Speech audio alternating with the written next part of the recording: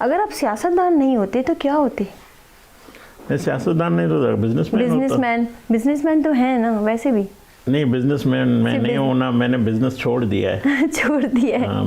میرا گھر جو ہے ہماری جوائنٹ فیملی ہے، اور جو مجھے تنخواہ ملتی ہے میں اسی سے چلاتا ہوں، گزارا کرتا ہوں.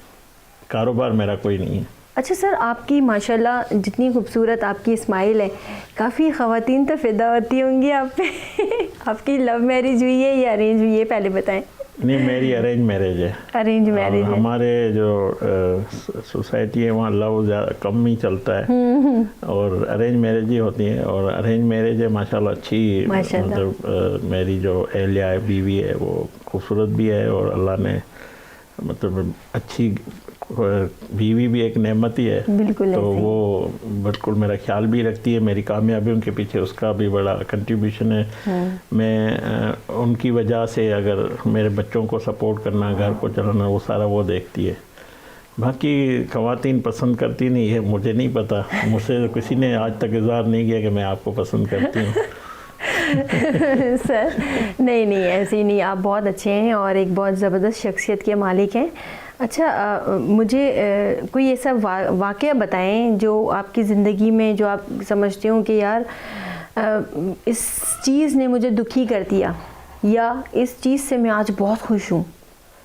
ہوتا ہے نا، انسان کی لائف ہے، انسان کی لائف میں بہت سارے واقعات ایسے آتے ہیں جس میں آپ کہتے ہیں کہ یار آج کا دن میرا بہت بور ہے، میں آج دکھی ہو گیا ہوں، فلانا دن میں آج بہت خوش ہوں. وہ تھوڑا سا بتائیں.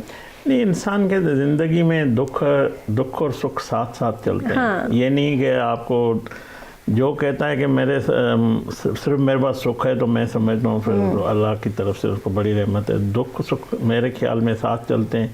سب سے زیادہ تکلیف دہ لمحہ وہ ہوتا ہے جب آپ کا قریبی رشتہ دار ہو، فیملی ممبر ہو، دوست ہو، کوئی جیسے محترمہ شہید بے نظیر بھٹو صاحبہ جیسی لیڈر ہو، اس طرح کا اور واقعہ ثانیات ہو. گھر کا جو بھی فیملی ممبر اگر کوئی جدا ہوتا ہے، اس کسی کی رحلت ہوتی ہے تو بڑا دکھی ہوتا ہے. دوستوں میں اس طرح کے واقعات ہوتے ہیں جو انسان کو تکلیف دیتے ہیں. باقی ظاہر ہے ہر دکھ سکھ تو ہوتے رہتے ہیں. انسان چلتا ہی آگے ان چیزوں کو لے کر چلتا ہے. دکھ کے بغیر بھی انسان کچھ نہیں سیکھتا. دکھ انسان کو طاقتور بناتا ہے، مضبوط بناتا ہے، موقع فراہم کرتا ہے اور سبق حاصل ہوتا ہے. تو یہ چیزیں ساری ہیں اللہ کی طرف سے.